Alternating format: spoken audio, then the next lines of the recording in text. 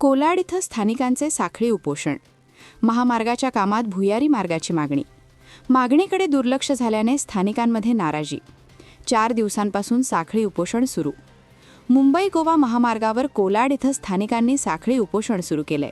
या ठिकाणी उड्डाणपूल उभारण्याबरोबरच भुयारी मार्ग तयारी करावा अशी स्थानिकांची मागणी आहे. या मागणीकडे महामार्ग विभागाबरोबरच स्थानिक लोकप्रतिनिधींनी दुर्लक्ष केल्यामुळे कोलाड परिसरातील नागरिकांमध्ये नाराजीचा सूर आहे. आपल्या मागण्यांकडे दुर्लक्ष झाल्याने स्थानिकांनी आंदोलनाचा पवित्रा घेतलाय. 4 दिवसांपासून हे आंदोलन सुरू असतानाही त्याकडे प्रशासनाचे दुर्लक्ष होत असल्याचा आरोप आंदोलकांनी केलाय. गेली आंबेवाडी वरसगाव नाका म्हणजे हा मोठा नाका आहे, पंचकृषी नाका आहे. पंचकृषी नाक्यामध्ये आम्ही गेलो, आम्ही 4 दिवस उपोषणाला बसले आहोत. साखळी उपोषण करतो आम्ही. आतापर्यंत आम्ही ज्या आमच्या मागण्या मागणी केल्या त्या अद्यापर्यंत मागणी पूर्ण झालेली नाही. राजकीय पुढारी येऊन गेले, सगळे गेले.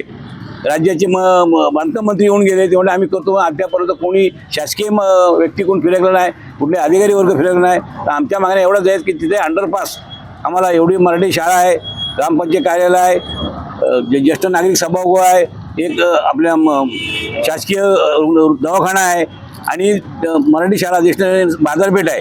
एवढे होत असताना आम्ही आमच्या वेळोवेळी मागणी केली तर अद्याप कोणी इथे या ठिकाणी कोणी फिरकलं नाही. आणि इथं मशानभूमी आहे. मशाला जायसाठी 1 किलोमीटर अंतरावरून आम्हाला मशानभूमीकडे जावं लागतो. असे असताना सुद्धा आत्तापर्यंत कोणी दखल घेतलेली नाही आहे. ही वस्तुस्थिती आहे. त्यासाठी आम्हाला गेली 4 दिवस साखळी उपोषणासाठी आम्ही बसत आहोत. आणि आम्हाला पूर्ण ह्या भागाचा व्यापारी यशस्वी सगळ्यांचा पाठिंबा आहे.